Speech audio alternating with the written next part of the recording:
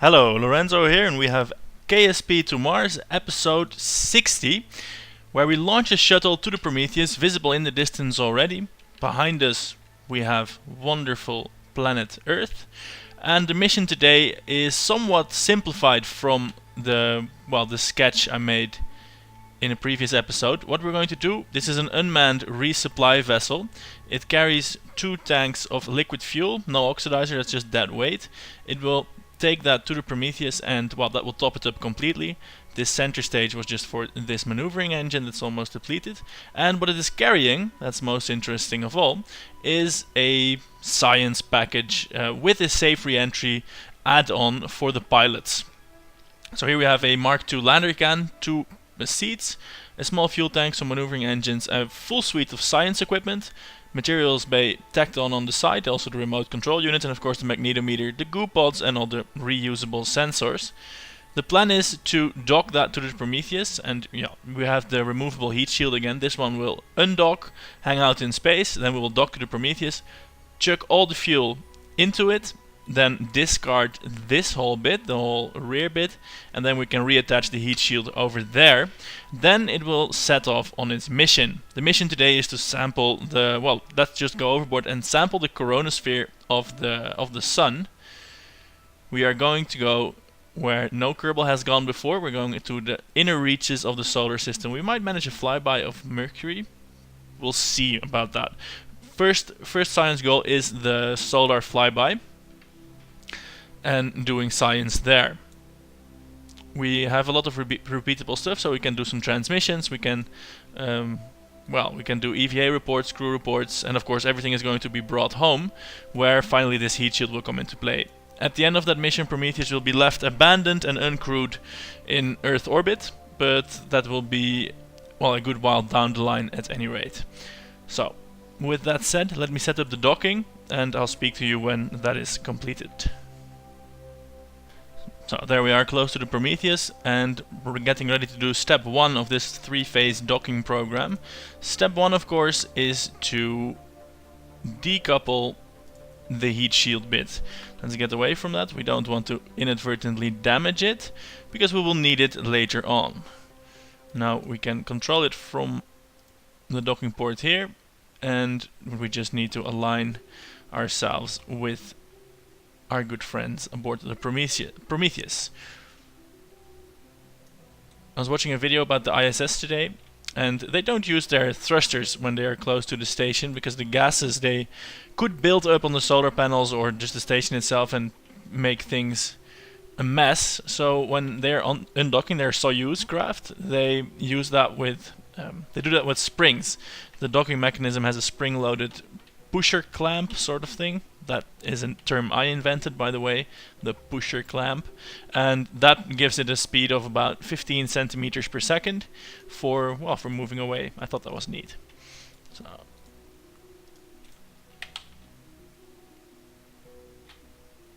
now, after we rotate the Prometheus into place, it is time to bring in the Shuttle 2 with fresh supplies. Of course, the Prometheus here is completely out of fuel, only rotational authority remains. Fortunately, that is strong enough to turn it on a dime, really.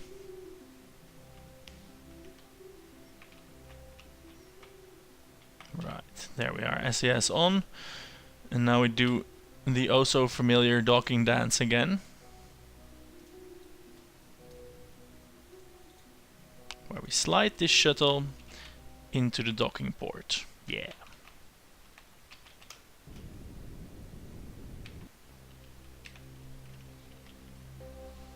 I'd say that's lined up pretty well.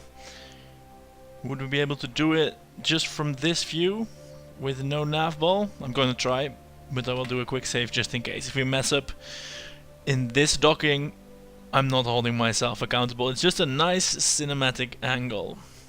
What we need is to reduce speed. We need to reduce speed. Here we go. Go on. Solidify the docking. No UI docking. Not yet. Is no UI docking the next hip thing? It might be. And we're just going to push it in there. Go on. Attach. Does it need the UI to dock? No. I think it just needs some time. Or maybe an actual proper connection.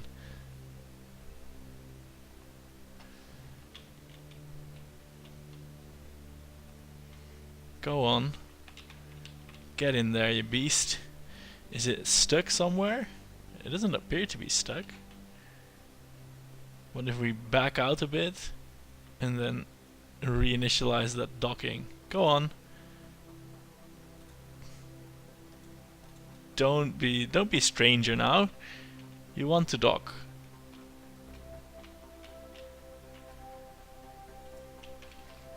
Okay, easing it out.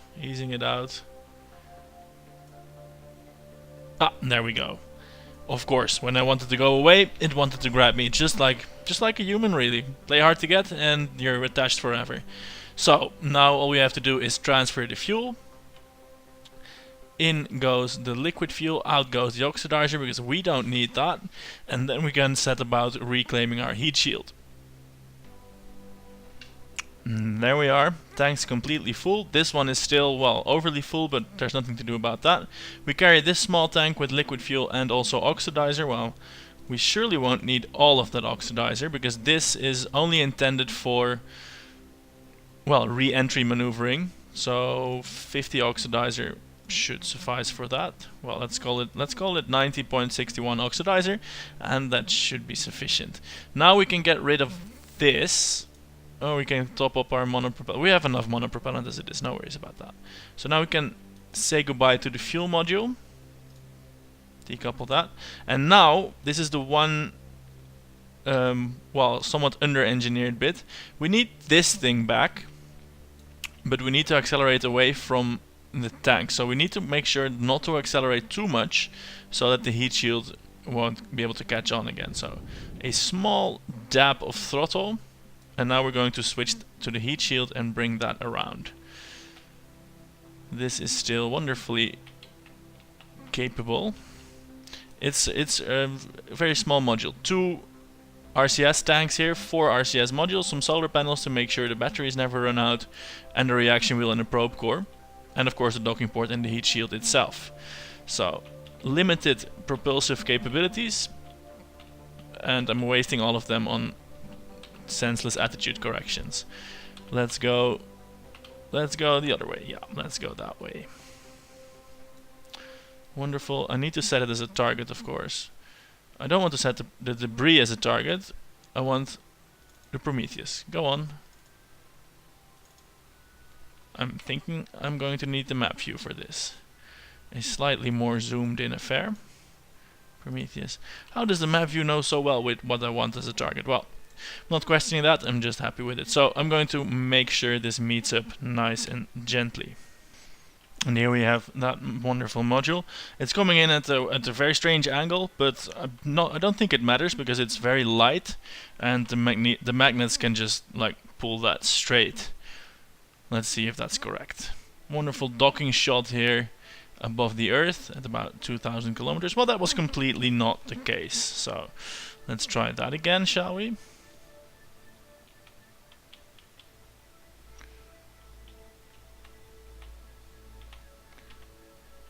Possibly those magnetometers are interfering.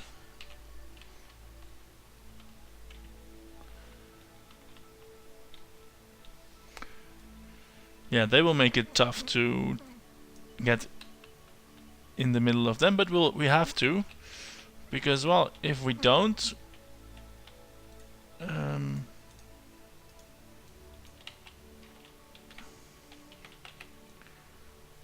do it, then, well, the guys are not getting home without a different rescue mission. That's, of course, a bit of a pain.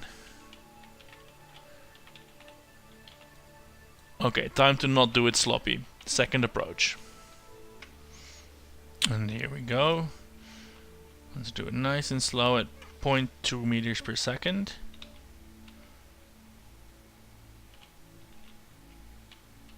And the instruments say I'm dead on target, but the visual doesn't seem to quite jive with that, but let's have a look how this goes. Yes!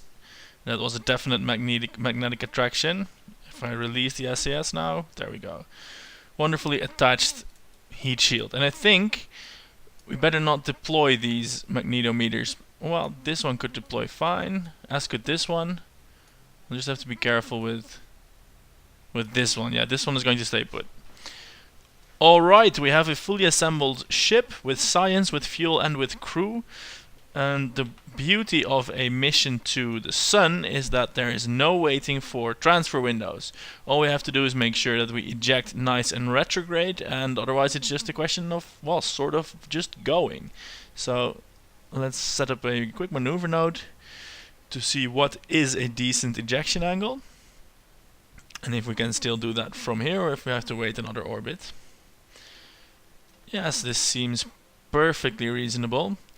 We can start with this burn, and then as soon as, well, we can just kind of keep burning as soon as we're on this straight stretch. Straight stretch. Yes, so it's pulsed burns all the way, and let's get started right away. One thing that was scrubbed by, well, not having a double shuttle, say taking down the crew and the science that's already on the Prometheus, taking that down. Ooh, I must of course control it from here again, otherwise we're just going to crash. Control from here, so turn the ship completely around.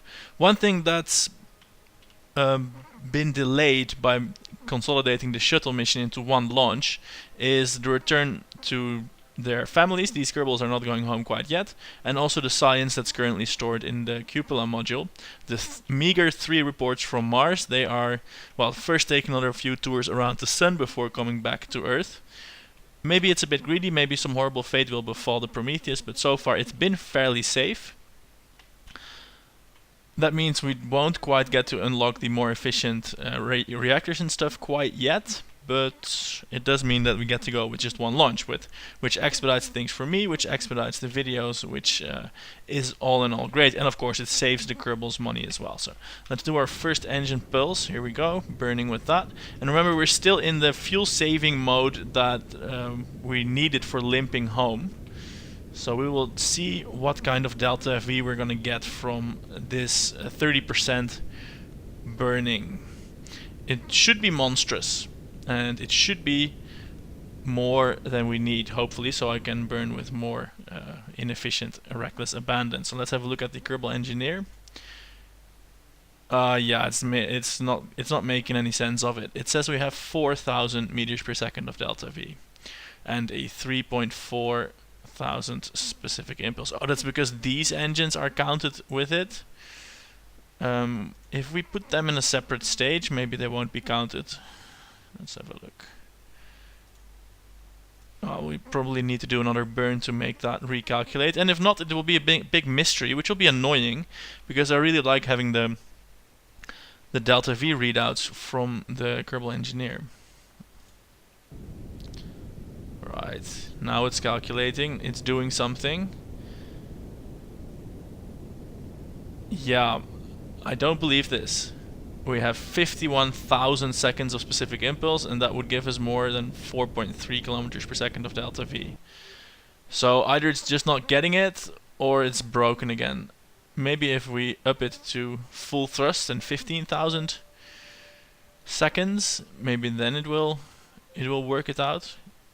I think we should do the full thrust anyway for leaving Earth. We pointed our trajectory nicely retrograde, and if we take too long, then well, then that might end up messed up. And well, come on, I don't need to see how much actinide you have in the nuclear reactor. We still have enough fuel in the reactors. We have enough uranium. We certainly have enough tritium, and we have enough deuterium as well. Nevertheless, when the burn is done, I'm going to shut down the reactors to prolong their life as long as it will go. So let's have a look. Let's burn again, full power this time. Yeah, this thing is broken. It's telling me 4 kilometers per second with 60,000 seconds of ISP, and it's telling me 8 kilometers per second with 15,000 seconds of ISP, which of course, well, the numbers don't make sense. They just don't. Maybe it's because this is set up strangely. Because the engineer it didn't used to have these problems, so I don't know what's what. Need to give it another small burn. Have a look here. No, it just doesn't have a clue. Well, we're gonna have to go with it will be enough, and we're just going to have to trust that that's actually the case, because, well, their readouts don't work. Well, fortunately the Kerbals never did understand what all that fusion power, specific impulse, engine stuff was all about, so they're just punching the buttons and going places where no one has ever gone before. I will perform this lengthy burn and check back with you when we are well on our way away from the planet. So, I did some calculations, real rough calculations, just counting how much fuel it uses, how much meter per second of delta V we get out of that, and, well, doing the simple divisions and multiplications. At full thrust, we're probably going to get 20 kilometers per second of delta V. Well, impressive for a 100-ton starship. That is not enough. We need about 18 kilometers per second to even beat the photon sailor's current periapsis around the sun. So we're going to go with a slightly more conservative 50% thrust and a double dose of patience. Fortunately, that patience is all mine and is in ample supply, at least for the moment. This means that at this point we have, well, give or take 40 kilometers per second of delta V. And of course, on the way back we can scrounge even more by reducing the engine thrust yet further.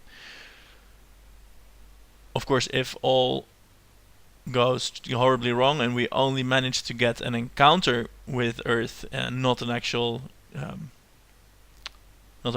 orbit establishing move, if we don't have the delta V for that, we do have a very sturdy heat shield, and we could try and, well, at least have this pod re-enter the atmosphere in sort of last-ditch homecoming effort. So the science and the Kerbal safety is a little bit more assured than the ships itself, but I think we should be able to make it. One thing I'm slightly worried about is that the sun hasn't had its definition for what counts as low solar orbit rescaled to the real solar system, just like Minmus apparently didn't. And I don't know off the top of my head what it was in stock KSP,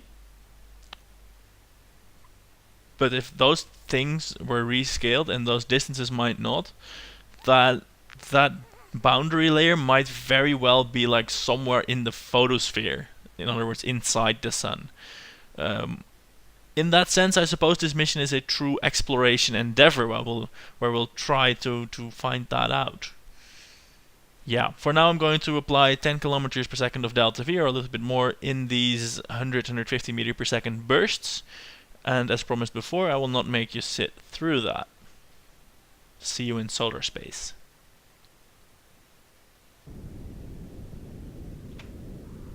And many hours of burning later, here we are in solar orbit, still working on reducing that as far as we go. We're currently at 16 kilometers per second around the sun. Now the Earth, visible there in the distance, is doing that at about 33 kilometers per second. So we already have taken off a good chunk of that. If we look at the map view, we see, however, that we're not anywhere near getting close to the sun yet. I mean, for reference, here we have the photon sailor. That gets up to here. Now from this view it doesn't tell me the number, but that didn't count as close to the sun yet.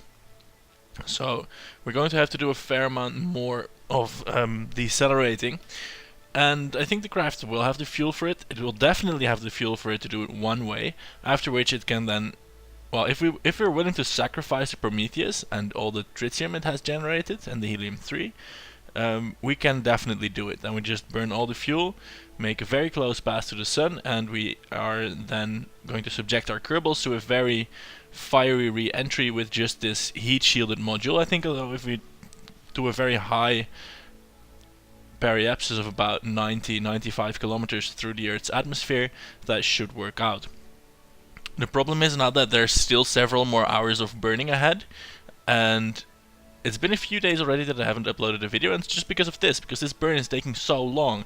It is taking far longer than I originally anticipated, and also for some reason this craft is well, it's not frame rate friendly anymore. It's somehow this science module, either it's too many parts or there's something weird going on, because this burn is literally taking forever. So what I'm going to do, well, it's a bit anticlimactic, but I'm going to postpone it. Because if we look here at the map view, we see the apoapsis of our solar orbit has been raised a little bit. And of course, for maximum efficiency, we want to burn straight at the apoapsis, which is a mere 157 days away. Of course, that's after one circle around the sun. So I'm going to pop a maneuver node over there, and we're going to do that later.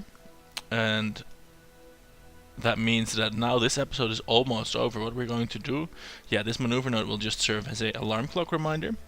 What we're going to do, we're going to disable the nuclear reactors and then have a look at our science station around the moon. The science from that will power new research, specifically the more efficient generators and radiators. And I have a nice plan for that to, well, make an ambitious mission with that. The details, of course, you will see in the next episode when that manual shutdown. I'm shutting down this reactor now just to conserve the fuel as well as it can be conserved. And you can notice the low frame rate. I don't know why, because larger ships have performed better. For instance, this very same ship with the Mars lander that I think was made out of more parts, but now I'm not sure anymore. Anyway, this is proving to be a bit more of a pain than I can deal with in one go, so I'm going to do that in multiple goes. That burning will not happen in any episode, I don't think. Rather, one of these episodes will start with, remember the Prometheus, the vessel that set out to explore the sun, and it has done many burns in the distant past of obscurity, the obscurity of behind the scenes, behind the screen happenings. And now it's at the sun, look at that, science points, something like that will probably happen. But not as of yet, not quite now. We want to work on a different project, and that's one of the reasons these Kerbals sometimes get marooned, stranded, and, well, killed. Because sometimes, you know, mission control just wants to do something else. Let's have a look. If we now disable this, do we have anything like solar panels on this thing? Well, it doesn't matter because we can always just EVA the Kerbal and re-energize the fission reactor. So here goes the fusion reactor as well. Turn that off, and that will give these radiator fins a chance to cool the ship back down again. So let's now follow up on what I said and visit our lunar lab.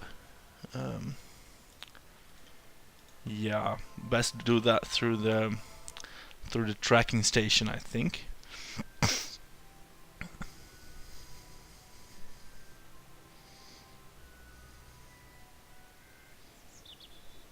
And here we go, tracking station. I hope it didn't get magically catapulted away like the other lunar station did, because if that's the case, then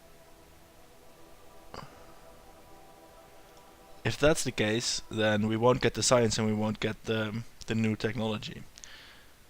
This ship has been out here for 10 years now. I hope the Kerbals don't have a family at home that they will be missing, because they will be missing it. We added some science, that's wonderful.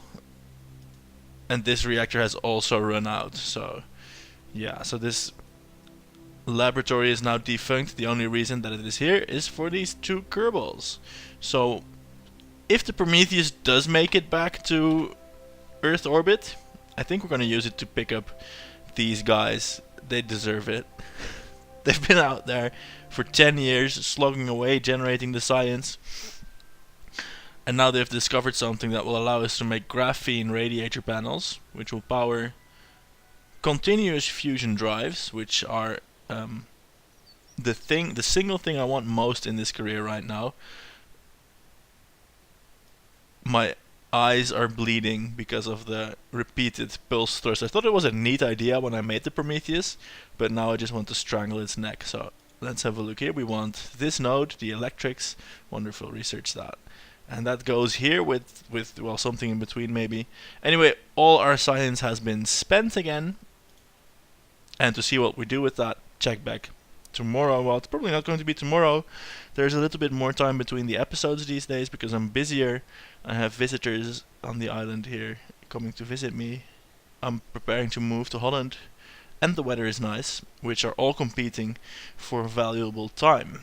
So yeah, there will definitely be more episodes, but it might be a few days. Anyway, thanks for watching, and see you for the next episode. This was Lorenzo. Goodbye.